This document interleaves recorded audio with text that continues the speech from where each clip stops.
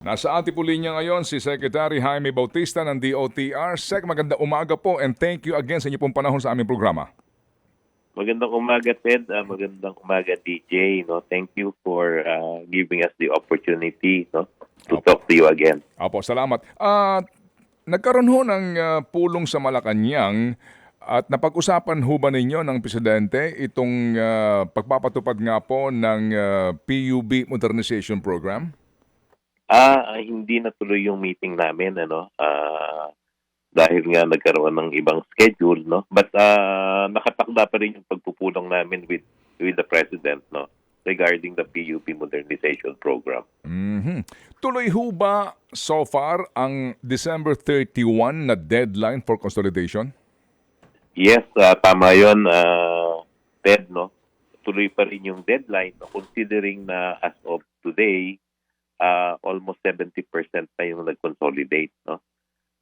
And dun sa original study na ginawa nung mga previous governments pa, ay maski 65% lang ang consolidated ay pwede nang ipatupad itong ating PUP Modernization Program. Ang inyo pong binabanggit na consolidation rate na ito ay 70% sa alin pong lugar, Secretary? Ito po ay sa buong Pilipinas na, no? And tingin namin magkakaroon, tataas pa ito by the end of the year, kasi continuous naman yung pag-receive namin ng mga application for consolidation, no? As of December 4, yung huling record namin ay ito nga sabi ko nga almost 70%, no? Opo. And ang usapan namin ng LTFRB ay tatanggapin namin yung application for consolidation until December 30, no? Maski ho bakasyon yan ay bubuksan namin yung aming opisina at tatanggapin pa rin namin yung mga application for consolidation. Opo. Hanggang 5 o'clock in the afternoon, no? Opo. Ng December 30. Opo. 70% sa kabuuan ng Pilipinas, pero kapag ho natin pupuntahan ang detalye nito, maliit-liit po ang percentage, particularly in Metro Manila. Tama yun, Ted, no? Sa central office at saka sa NCR, no, ay nasa almost 50% lang yung consolidation natin dyan, no?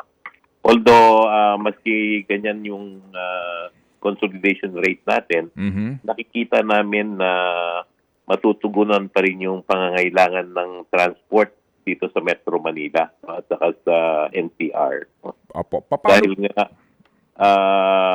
maraming paraan naman para maservisyohan natin yung pangangailangan ng ating mga mananakay, no?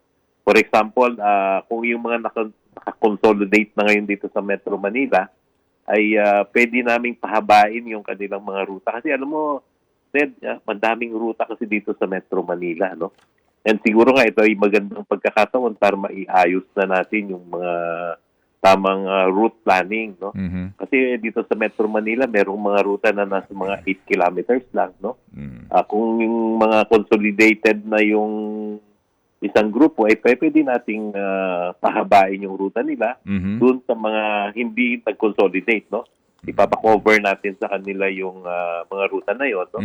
In fact, by doing that, ay magiging more sustainable yung operations ng itong mga ruta na to. Dahil, alam mo, Ted, patuloy yung pakikipag-usap ko dito sa mga drivers and operators, no? And sabi nga nila na merong mga ruta dyan, dito, particularly sa Metro Manila, na halos hindi naman sila kumikita dahil maikli lang yung ruta nila, no? Opo. Sige. Kaya kung sakaling hindi mag-consolidate yung iba, ay ipapakover natin to sa ibang mga operators. Opo. Sec, mawalang galang lang, no? Yung binabanggit niyo pong rutang yan at yung pong sinasabi ho, yung viability po ng rutang yan ay napakahalaga dito po sa ating pong consolidation at dito po sa ating modernization. Kaya po doon mismo sa inilatag pong panuntunan ng DOTR-LTFRB, number 1 po na dapat ma-accomplish ho muna ng gobyerno ay yung pong tinatawag na route rationalization.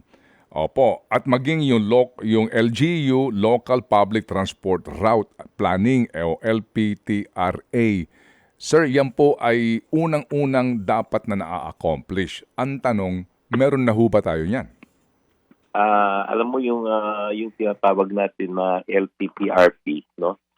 Ito ay resulta ng aming pakikipag-usap sa mga local government units, no? Although meron naman ito ay para dun sa tinatawag natin ng modernization, no? Kasi para makautang yung mga gustong mag-modernize, kailangan nire-require yan ng bangko, no? Yung tinatawag natin na LTPRP, no? Opo. Pero habang hindi pa naman na-implement natin yung tunay na fleet modernization, ipapayagan naman nating mag-operate yung mga existing na mga vehicles, no? As long as these are roadworthy, no? Opo, opo. Yan Sec. pag-uusap namin sa mga drivers, no? Opo, opo. Maski wala pa yung bagong mga sasakyan, basta roadworthy yung sasakyan natin, ay papayagan pa rin namin kayo mag-operate Opo. as long as kayo ay nakakonsolidate na. Opo, opo. So wala pong problema. Roadworthy ka, papayagan kang bumiyahe. Doon po sa binabanggit niyong consolidation. So una po sa lahat, gusto kong mailatag, Secretary, na ang route rationalization ay trabaho, responsibilidad ng DOTR for Metro Manila at maging dito po sa inter-region and intercity operation. Ito po noong pampanahon ni Mr. Tugade hinahanap mismo ho ng Senado nila Senator Grace po kasi nga dito ho magsisimula ang route rationalization ang magsasabi kung ang particular na ruta kung saan mag-ooperate po ang consolidated units kikita o hindi. So ito ho bang responsibilidad ng DOTR na ito? Nagawa na po ba ninyo? Opo, continuous po yung pagpapatupad natin ng tinatawag na local public transport route plan, no? Alam niyo po, for us to be able to complete this, we have to work with 1,575 LGU units, no? And dun po sa aming pag-aaral, out of 1,575, yun pong 80 ay hindi na kailangan, ano? So, ang kailangan lang natin ay mga 1,400 or almost 1,500. Opo. Of which, as of today po, no?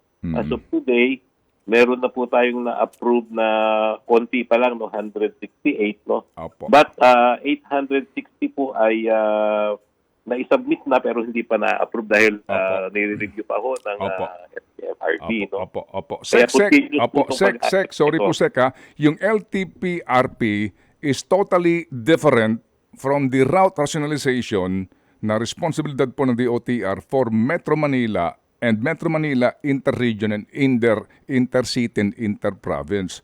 So yung pong ito pong LPTRP, separate pong itong issue. Ang tanong ko po, Sec, yun ho bang inyong trabaho na hinihingi po sa inyo noong paman na gumawa nito? Ano na pong estado nito? Tapos na ho ba ito o hindi pa? Ay, alam mo, Ted, hindi natin matatapos kaagad yan, ano? Kaya continuous yung pag-aaral na yan, eh. Kaya even hindi pa tapos yan, we have to implement yung mga importanteng component ng ating public utility modernization program, no? Kasi po itong alam mo, nabana po namin to sa previous administration, no? Opo. Personally, sa tingin ko ay maganda tong program na to, no? Opo. Hindi po siya perfect na program, no? Pero pagtutulong-tulungan natin, no, at pagtutulungan ng gobyerno, ng mga other stakeholders, may implement po naman natin ito, no? Opo, opo. Kaya lang it will really take time. No? Opo, sige po.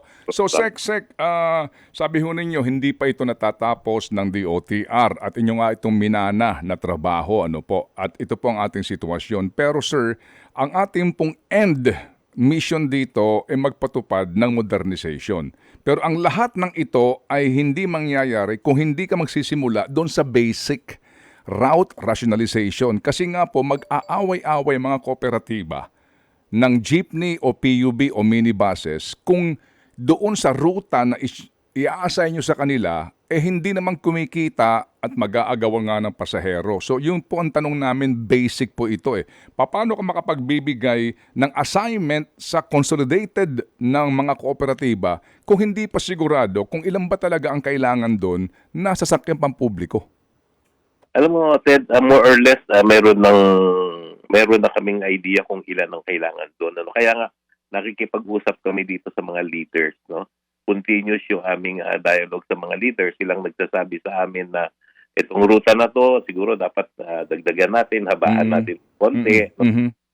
Kasi kung hindi natin sisimulan to, Ted, hindi natin ito matatapos. No? Opo, Kaya opo. there is a point na kailangan magsimula tayo. No? Opo, yes sir, naintindihan po namin ngayon, kinakailangan magsimula, pero yung pagsisimulan, dapat may basis. Ano ba dahilan sir? Kasi kung tayo po lamang iaasa sa mga sinasabi ng mga leader ng transport groups, yan po sinasabi nila. Pero ang hinihingi po natin dito, yung siyensya, na mismo DOTR nung una, gumasta na po dito ito po inyong responsibilidad. Ano ba nangyari? Ba't hindi nyo ho ito matapos-tapos? O sabi nga po ng Office ni Secretary ni Senator Grace po, as in totally, wala pa kayong nabibigay sa kanila na itong kanilang hinihingi po. Ano ba ang dahilan kung ba't din ito magawa? Ay hindi naman po hindi na ibibigay, Ted, no? Meron namang mga reports na nasasubmit, no? Kaya kung hihintayin natin lahat ng requirement, no? Hindi natin talaga may implement. Kaya nga hinati-hati natin to ng different components, no? Para yung pwede nating implement, pa-implement na natin ngayon, no? Opo. Kasi nga po itong program na to nung pinag-aaralan namin, it will take almost 12 years to implement po ito. Opo. Kaya dahan-dahan and meron nga tayong tinatawag dito na just transition, no? Hindi naman kasi kung gusto nyo lahat ibigay natin bago tayo magsimula, siguro hindi talaga natin masisimulan ito. Opo, pero ano nga ho ba ang dahilan, Sek? Kasi ano na ho ito, nagsimula 2017, sinamulan na po ito. Ngayon po 2023 na. Ano ba ang dahilan talaga? If you just like to be open about this. Kasi ho itong route rationalization, hinihingi din po kasi ito nung mga bangko na uutangan nila para po masiguro nga na kumikita yung ruta. Basic po ito kasi, Sek Basic. Yes. Bagamat ito po ay mahirap, pero noon pa po ito sinimulan, ano ba ang dahilan kung bakit hindi ito matapos-tapos? Well, unang-una yung route rationalization, yung LTPRP, hindi lang naman yan responsibilidad ng DOTR, no. Kailangan natin diyan ng tulong ng LGUs. Kaya nga binanggit ko nga sa iyo na merong 1,500 LGUs na we are working with, no. At, ang na-approve pa lang natin ay 168, no? Opo. Ang na-submit na nila ngayon na nire-review ay 860, no? And meron pang almost 500 kailangang i-submit ng mga LGU, no? Alam niyo po, kumita ng problema rin naman namin, no? Hindi naman natin basta-basta pwedeng pilitin yung LGU na i-submit yan dahil pinag-aaralan din nila yan, no? Dahil meron din po silang mga kasama dyan na kailangan protektahan nila. Alam niyo naman na na yan ay pinag-aawayan ng kanilang mga citizens. No? Opo, sir. So, opo. Complication po yan. Hindi siya Opo, sir, pasensya na ho kayo kasi ako po lamang humihingi nga ng saktong sanang sagot sa ating tanong kasi po para maiklaro ho natin at maipaliwanag ng maayos sa bayan ito pong programang ito, yung pong paulit-ulit yung sinasabi na local public transport route plan na ito. May kopya po ako dito, no? Out of 1,575 LGUs, ang nakapagbigay lang po ng at approved as of yesterday ay 162. So malayo po yun. So ihiwalay po natin yun, Sek, kasi nga po dito, pinag-uusapan natin, Metro Manila at intercities at interregion nga. Ito po purely responsibility of the OTR ang paggawa po ng route rationalization. Ang simple pong tanong, Sek, bakit nga po hindi matapos-tapos ito ng DOTR? Kasi nga po ito ho yung basic component para doon sa assignment ng mga ruta ng consolidated units para po masiguro na kumikita ho sila. Alam mo, Ted, sabi ko nga sa'yo, hindi naman na madaling gawin yan. No? Mhm. Unang-una, mayroon ding mga limitations ang DOTR. No? In fact, isa nga yan sa hinihiling namin na sana ay bigyan kami ng additional budget ng Congress, no? Dito sa PUB Modernization Program. No? Mm-mm. Alam niyo po, dun sa na-submit na National Expenditure Program, Mm-mm. ay walang budget yung PUP Modernization Program, no? Mm-mm. Kaya nung pong hearing ng Congress Mm-mm. ay nakikiusap kami doon sa ating mga congressmen and senators na sana ay magkaroon ng budget man lang, no? Kasi po Mm-mm. kung pag-uusapan natin yung budget na binigay ng gobyerno sa DOTR, no? Mm-mm. For example, nung 2018, no? Mm-mm. Mm-mm. Nagbigay po diyan ng 2 billion, no? And nagastos naman po yung siguro mga 50% nito, no? Mm-mm. Noong 2019 nagbigay ng 400 million, no? Mm-mm. Tapos po 2022 merong binigay na 1.8 billion, no? Mm-mm. Pero ito po ginagamit namin sa subsidy program, no? Pero alam niyo po, hindi lang naman para sa subsidy yung kailangan natin, no? Opo. Kailangan namin ng mga expenses, no? Mm-mm. Para magamit namin to sa tinatawag natin na for assessment and planning. Mm-mm. Kasi po yung assessment and planning, Mm-mm. kailangan natin ng mga tao dito, no? Mm-mm. Eh kung wala po tayong budget diyan, wala kami Oo. maipapasweldo doon sa mga tao na gagawa nitong mga ruta na to. Yun. Opo, Kaya po, opo, opo. napaka-importante na nung nakikipag-usap kami sa Congress na sana ay bigyan kami ng pondo. Kasi yung sa route planning man lang po, Mm-mm. para wala kaming pondo para sa mga tao na gagawa niyan, no? Mm-mm. Eh kung hindi kami bigyan ng pondo ngayon, yan po ang isa sa mga naging problema namin, no? Ayun. Opo, Kulang po opo. kami ng funding, no? Opo, And opo. hindi ka naman pwedeng mag-hire ng tao pag walang budget para dyan, no? Yun, opo, opo. Isa po yan sa major opo. reason. Okay, sige po. So salamat po, Secretary, na inyo po namang sinasabi ngayon. Basically po, kung walang pera ang DOTR para po dito kasi may gastos ito at yung mga LGUs, sir, yung training ng mga tauhan nila para po dito po sa kanila pong local route plan na ito, may counterpart din ng DOTR. Sabi po ng mga LGUs, hindi rin kami binibigyan ng pera ng DOTR. Totoo po yun? Well, kasi nga po, limited yung budget, Yun, no? opo, opo, opo. Kaya isa yan sa isang major problem na problema natin since in-implement itong program na Opo, to. sige po. So paano po Sec natin mahihikayat ang stakeholders dito? Ito pong kasi sa NCR po sa aking hawak na record wala pang 30% nakapag-consolidate ng mga PUJs. Paano po natin mahihikayat ang mga stakeholders dito na makiisa sa gobyerno sa programang ito kung mismo ang gobyerno hindi nagagawa ang kanilang tungkulin? Kaya nga po, sabi namin, pagtulong-tulungan namin, no? Naintindihan po yan ng major transport leaders, no? In fact, itong week na to nakipag-meeting ako dito sa Magnificent Seven, no? And sabi nga nila, dahil 70% na yung consolidated, no? Wag na nating i-extend yung deadline, no? Actually po, ito lang naman ang hinihingi namin ngayon, sana ay ma-implement natin yung isang phase, no, which is industry consolidation. Opo. Sige po. Yung iba naman, pinag-uusapan man, continuous naman yung usapan natin, no?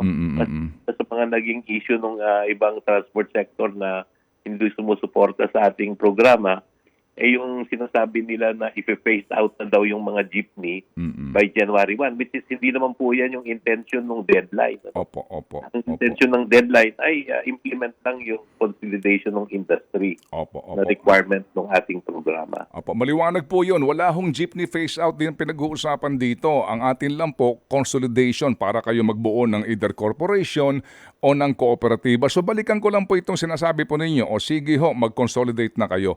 So paano po natin maiiwasan, Sec? Yung una, kawalan ng transportasyon sa mga hindi magko-consolidate. Marami-rami po itong unit sec kung sakasakali na hindi po magko-consolidate, so hindi sila makakabiyahe na kasi wala na ho silang prangkisa. Pangalawa, paano po yung operasyon nitong mga to kung hindi sila mag-aaway-away kung wala ka naman talagang klarong route rationalization plan?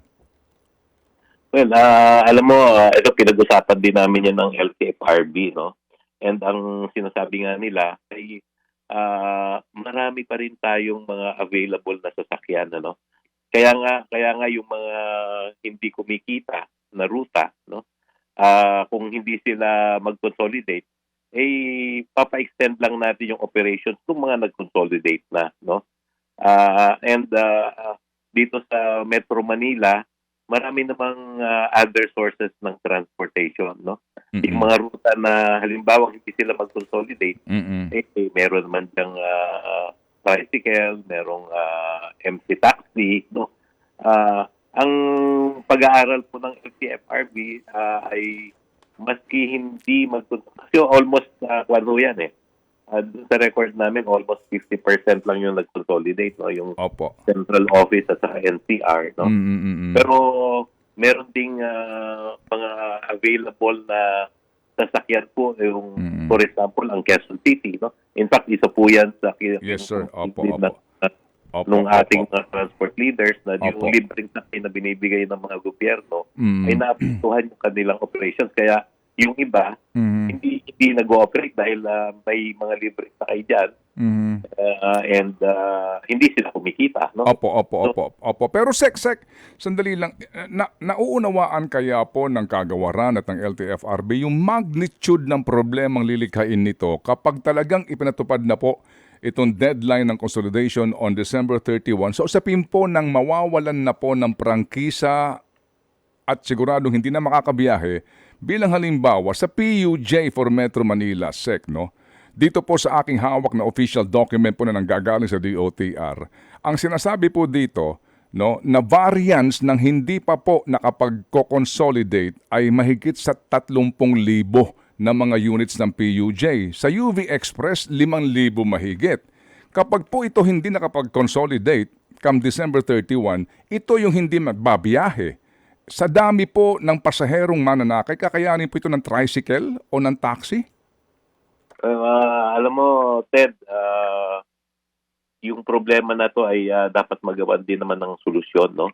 Kasi kung hindi naman natin i-implement yung consolidation, hindi natin ma-implement yung programa, no? Kaya nga ang tingin namin, no, maski halimbawang hindi sila mag-consolidate, meron namang solusyon, no?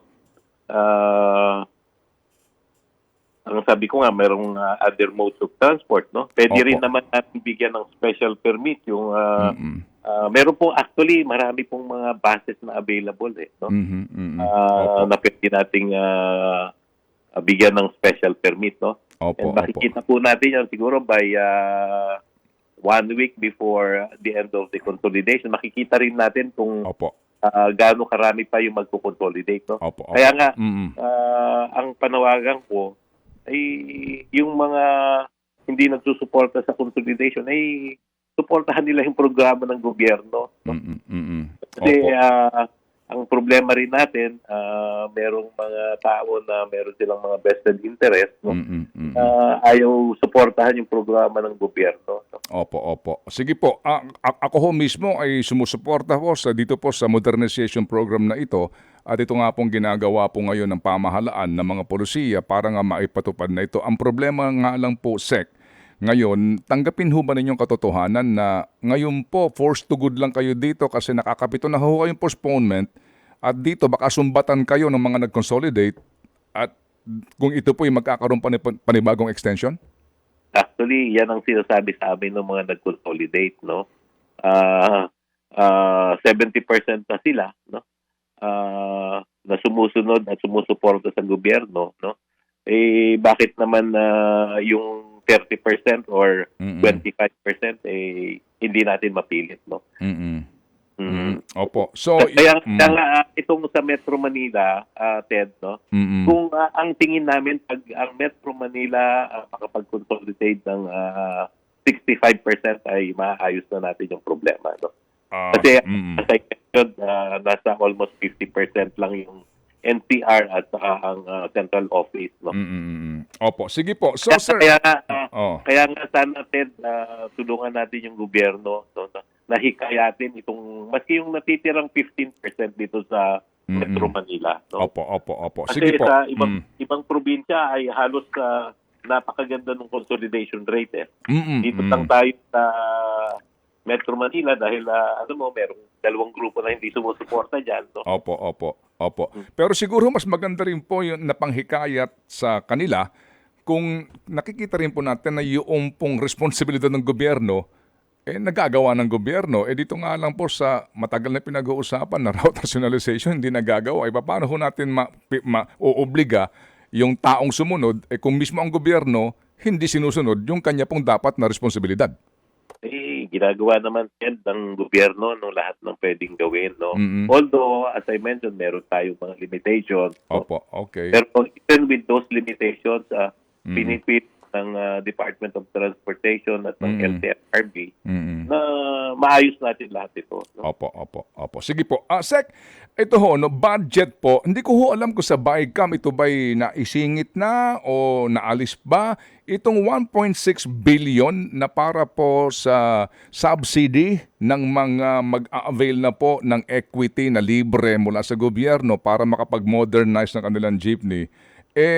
Hindi ho ba itong 1.6 billion ay butal lang dahil kung 1.6 billion lang sa class 1 ho, example lang 210,000 na equity o subsidy po sa bawat jeepney operator and driver, sa bawat kooperatiba, yan po'y lalabas lamang na higit 7,000 units. Dito po ang kabuuan natin na units po, 100,000 ang kinakailangang pondohan. Paano ito magtatagumpay na programa kung ganito? Kaya nga, Ted, meron tayo yung tinatawag na just transition. No? Sabi ko nga, para natin ma-implement fully ito, it will take some time. No? Siguro abutin tayo ng 7 to 10 years. No? Dahil ito nga, kailangan natin ng pondo for equity subsidy. No? Kailangan din ng yung mga bangko naman. Meron din silang mga limitasyon sa pagpapautang. No? Hindi naman pwedeng ipautang lahat yung kanilang available funds dito lang sa programa na to. No? Kaya nakikita namin na ang implementasyon nito ay medyo hindi biglaan. No? Ay kailangan merong tamang pacing din yung modernization ng fleet. No? Opo. Kaya nga yung mga components niyan ay marami siyang components at There are not 10 components nitong modernization program. No? And for us to be able to implement this, ipaprioritize natin yung mga importanteng phases. No? Kaya ito, yung fleet modernization itself, no? Yan ang matagal Dahil kailangan din natin dyan ng available supply. No? Kailangan natin nga ng equity. Kasi yung equity na ibibigay natin kulang yan. Yung mga operators, kailangan maglagay din sila ng kanilang equity dyan. No? Yan ang, actually yan ang mga, isa sa mga pinag-uusapan namin itong mga operators and drivers. No? Opo. So sir, ano po ang sabi sa inyo dito ho ni Presidente nung una pa? Ano po, sa usapin po ng pondo, kasi hindi kayo makakagalaw. Sabi ho ninyo, mula pa lang doon sa inyong trabaho na route rationalization, pera ang kailangan. Dito po sa pag-equity, pera ang kailangan. Paano kayo makakagalaw niyan kung wala kayong pera? Ano po ang sabi sa inyo dito ng Pangulo? Alam mo, ang Pangulo sinusuportahan tong programa na to. No? Kaya nga, alam ng Pangulo na kailangan natin ng mga pondo. And sabi nga niya is you work with Congress, no? Para makakuha tayo ng pondo para dyan. No? Opo. Sige po. So sir, bago po itong tanong ni Chacha sa ilang pang importante pong proyekto ng DOTR, so Secretary, sa ngayon po no, na ito po ang ating sitwasyon na wala pa pong malinaw nga na ruta para po sa NCR at interregion at intercities within Metro Manila and suburbs. ano po ang nauunawaan po ninyo yung pong lilikhain nito na problema kung sadya po talaga ninyong ipatutupad itong deadline ng December 31 na consolidation? Sabi ko nga, Ted, Apo. tingnan natin hanggang bago matapos yung taon. Ano? Kasi ako personally, gusto ko talagang pa-implement yung deadline ng December 31. And ikayatin natin yung mga dapat mag-consolidate. No? Kasi Opo. kung hindi natin sila ikayatin, sabihin natin, extend na natin yan. Pang 8 extension na to, Ted, since 2017. Opo. Sige po. So, ano po yun? So, magwi-wait and see pa po tayo. Hindi pa ho ito cast in stone na deadline, so to speak, Secretary? Hindi. Ako personally, gusto ko talagang ipa-implement to by December 31. Opo. Sige po. And then, Sec, may tanong lang po si Chacha. Ano po? I hope you don't mind. Go ahead, Cha. Yes, good morning po, Sec. Hey, good morning, Chacha. Oo. Kayo daw po ay naghahanap na ng ibang development partners na magpopondo dito sa mga railway projects ng bansa. Dahil I believe hanggang ngayon di pa rin po sumasagot ang China dito po sa mga loan applications natin. Actually, ang Department of Finance, nagbigay na siya ng notice sa China na hindi na natin i-avail yung funding nila. No? Kaya kami naman ay nakikipag-usap sa other possible development partners. Oo. Looking at other countries to support it. Sabi niyo po nagbigay na ng notice ang Finance Department na hindi na nga po natin itutuloy yung loan application natin sa China. Kailan po ito, Sir? Sec? Actually, kasi Department of Finance ang nag-handle niyan. Ano? Opo. Ang pagkaintindi ko ay nung pang October yan eh. So sigurado po na talagang ibang development partners na ang tinitignan natin dito sa mga proyektong ito.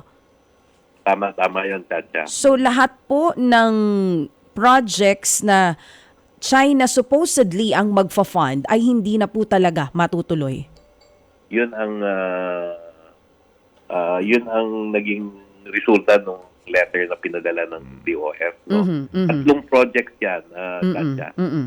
Ito yung Bicol South Long Haul, Calamba to Albay. No? Yung isa naman ay yung Mindanao Railway at yung pangatlo ay yung Subic-Clark Railway. No?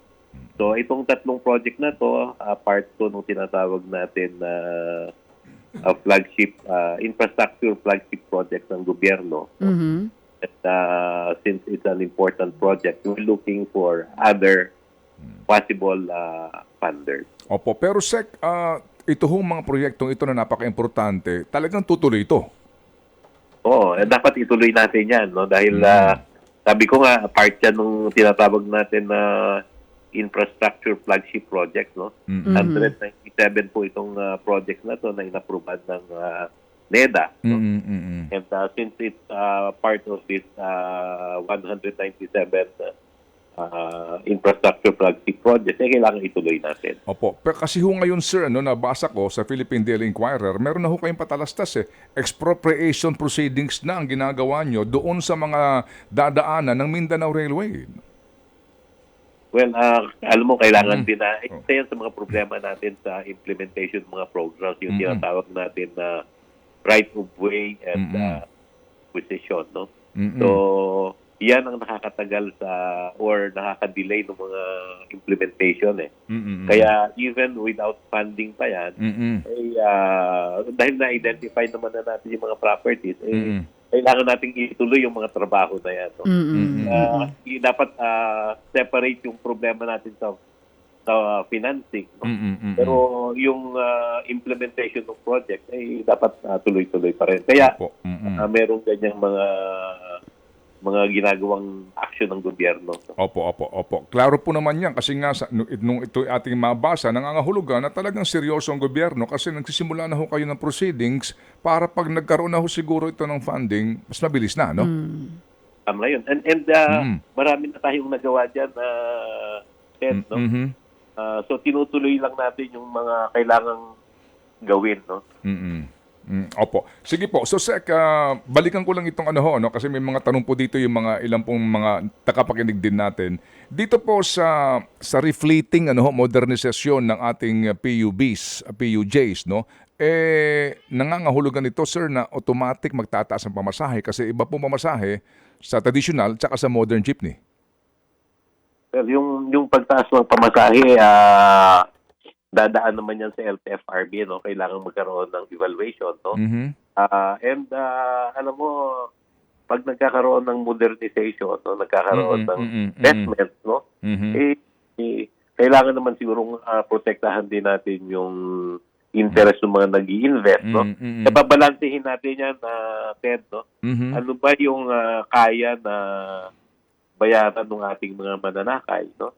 And ano ba yung kailangang mapunta rin naman doon sa mga other stakeholders, yung mga operators, yung mga drivers, no? Opo. So, alam mo yung pagtaas ng pamasahe, talaga hindi naman natin maiiwasan yan eh. Dahil tumataas ang gastos natin, merong inflation, no? Pero kailangan lang natin talaga diyan na balansehin, no? Opo. Kaya yung LTFRB ay hindi naman basta-basta mag-a-approve ng mga fare increases. Hindi po. Ngayon kasi, sir, 12 pesos. Ngayon ang traditional 12 pesos ang minimum. Kapag ikaw nag-modernize, automatic na po yung approve na po iyon. 14 na kaagad. So agad na may dagdag 2 piso. Ito ngayon ang kasalukuyan na rate, no need for opo. So yung nga po yun. So automatic yan talaga kapag nag-modernize, mas lalaki din po yung kita ng chuper kasi nga may babayaran siyang utang pero mas malaki din pong babayaran ng pamasahe ng commuters. Yun ang magiging resulta nun, Ted, no? Palagay ko, dapat maintindihan naman yan ng mga commuters, no? Kailangan din naman sigurong suportahan natin yung mga nag-i-invest. Kung hindi natin gagawin yan, walang mag-operate nitong ating mga public utility vehicle. Opo, sige po. Sa panghuli po, Sec, ngayon po may mga ilang pong mga gusto mag-modernize na nakikinig sa atin. Ang pinoproblema daw nila, yung financing institutions natin, Land Bank at DBP, pati ibang mga bangko na gusto interesado, nahihirapan sila sa napakaraming requirements.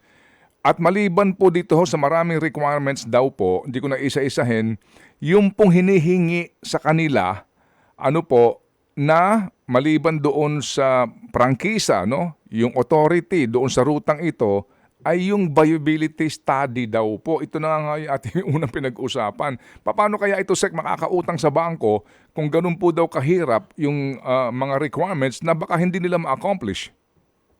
Alam mo, kausap namin ang Land Bank at DBP, no? Ang hinihingi nila ay yung LTPRP, no? Kasi yung LTPRP, yun yung magpapatunay na viable yung project, no? Although, ang sabi namin sa mga nag-a-apply, no? Meron tayo yung tinatawag na alternative certificate, no? Aside from LTPRP, ang arrangement namin ay certification from LTFRB na viable yung ruta, no? Kaya yung mga gustong mag-modernize, halimbawa may application na sila, no? Yun ang tinitingnan naman ng on a case-to-case basis. Tinitingnan ng LTFRB yung profitability nitong ruta na ina-applyan. Kaya yung alternative certificate na yan, ang binibigay naman sa bangko, no? And actually marami na rin tayong natulungan, no? Na nabigyan ng alternative certificate na nakakautang din naman, no? Opo. Sige po. Ito po, may tanong lang. Si Ginoong Guaris daw po ibinalik sa pwesto pero under investigation pa. Kumusta pong investigasyon?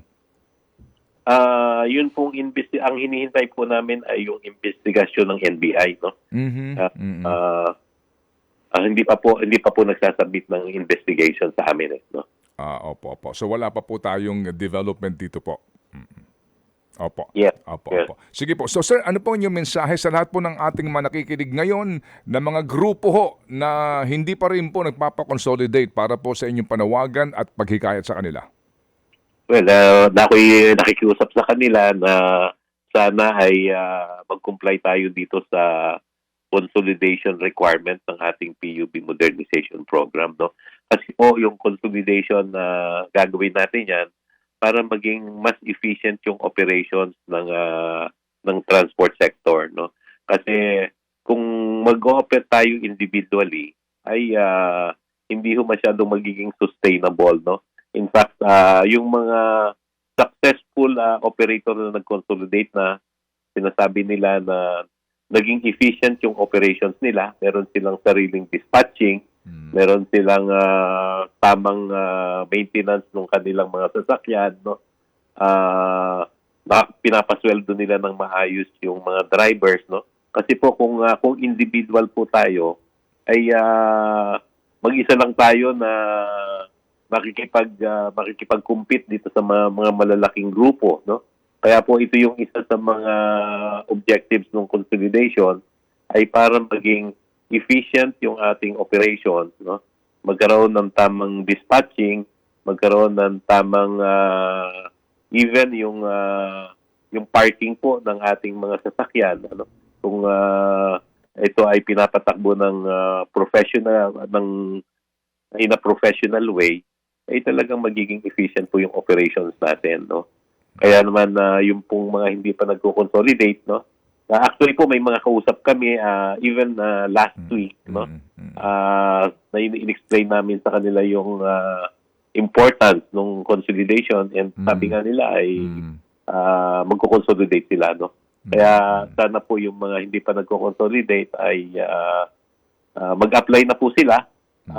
Bukas po ang mga opisina ng gobyerno, ang LTFRB, ang Office of the Transport Cooperative, hanggang December 30 po.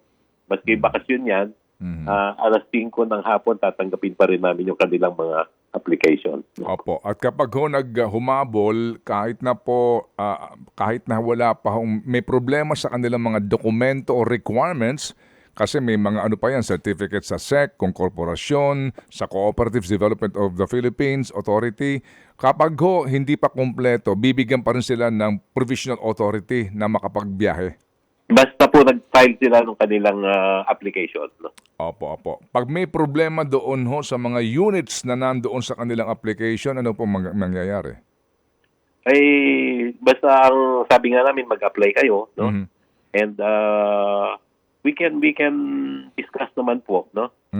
Yung kung ano yung mga problema, but ang gusto nga namin muna ay implement natin yung requirement na ma-consolidate tayo. So kung para ka makapagbiyahe pa rin, kasi nga come December 31, wala ka ng prangkisa kung individual ka. So kapag nakapagsumiti kayo ng inyong consolidation, makakabiyahe pa rin kayo, and then that will be study now, approve now, study later. Parang ganun, Ted. Parang ganun na nga, no? Mag-apply muna kayo ngayon, tatanggapin namin to, biyahe muna kayo, at habang bumabiyahe kayo, tsaka na namin pag-aaralan ang individual units ninyo, kung sakasakaling meron pasado o hindi. Actually, yung mga nag-consolidate, Ted, kanilang mga unit, parang automatic naman na tinatanggap namin, no? Basta roadworthy siya, no? Opo. Yun naman ang kung halimbawa mag-apply sila for consolidation, no? December 30, bibigyan namin sila ng authority. In fact nga, yung mga nag-consolidate na, automatic na 5 years yung franchise na binibigay namin sa kanila, no? Opo. Kasi po itong mga units na ito, SEC, no? So kung sila may kanya-kanyang unit, ang bawat unit niyan, usually po may mga record na yan. Yung iba, may mga either violations o anuman. Kapag sila nag-consolidate, aaprubahan na muna yung kanilang temporary na makabiyahe, tsaka pag-aaralan yung bawat unit at bawat miyembro na kasama doon po sa kanilang kooperatiba o korporasyon. Tama yun, Ted. Opo. Yung nga po yun, Sige. So, salamat po na marami, Sec. At sa haba po na yun din, pasensya po sa aming katanungan. Ang ating pong adhikain lang po dito, maliwanagan po tayong lahat sa napaka-importanteng proyektong ito. Tama yun, Ted. And salamat din, Ted, sa opportunity, no? Sana tulungan din kami ng media na ma-explain natin yung importance ng consolidation. Opo, opo. Salamat po na marami, Sec. Mabuhay po. Thank you. Thank you. Thank you, Ted. Thank Salamat you, po. DJ. Opo, thank you. Ted Filon at DJ Chacha. Ngayon, nasa Radyo 5, 92.3 News FM. Monday to Friday, 6 to 10 a.m.